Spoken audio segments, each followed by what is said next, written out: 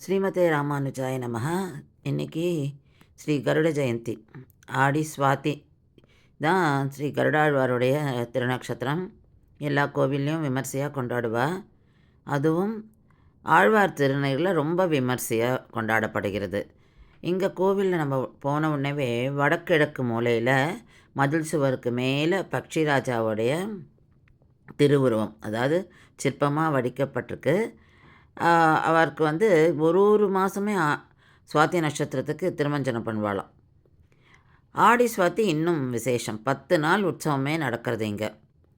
பக்ஷிராஜா சன்னதியும் அந்த சவதுக்கு முன்னாடி, அதாவது கோவிலுக்கு வெளிப்பக்கம் நம்ம பார்க்குறோம். அந்த சன்னதிக்கு முன்னாடி 2 தீபஸ்தூன்கள் இருக்கும் விளக்கேற்றி வைக்கிறதுக்காக. இந்த இடத்துல சுற்றில இருக்கிற கிராமங்கள்லேருந்து வர ஜனங்கள் இன்றைக்கி விரதம் இருந்து பக்ஷிராஜாவுக்கு சதுர்த்தேங்காய்லாம் உடைச்சி கொண்டாடுவாள். இவளுக்கு இவர் குலதெய்வம் கூட. பக்ஷிராஜாவுக்கு இங்கே தினம் திருமஞ்சனம் நடக்கும். இந்த 10 நாளுமே ஒரு மாதமும் சுவாதி நட்சத்திரம் போதும் திருமஞ்சனம் நடக்கும். இந்த 10 நாள் தினமே நடக்குமா. திவ்ய பிரபந்த சேவை காலமும் நடக்குமா.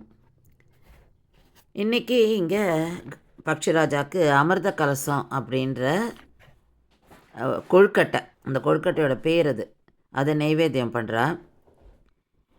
சாய பரிவட்டம் அப்படின்ற வஸ்திரத்தையும் சாத்துறா. அது ரொம்ப சிறப்பு. என்னென்னா, அந்த வஸ்திரத்தில் பாம்பு மற்றும் விஷப்பூச்சிக்கெல்லாம் வரைஞ்சிருக்கும். அதனால் அந்த வஸ்திரத்தை அவருக்கு திருமஞ்சனம் ஆன உடனே சாத்துறா.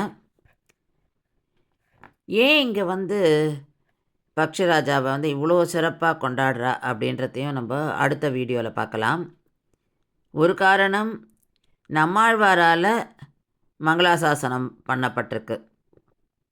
அவர் தன்னோட ஒரு பாசுரத்தில் ஆடு புல்கொடி ஆதிமூர்த்தி அப்படின்னு சொல்லி பாடுறார். அதாவது ஆடும் கருடக்கொடி உடைய ஆதிநாத பெருமாள் அப்படின்னு சொல்கிறார். அதனால் இங்கே ரொம்ப விசேஷம்.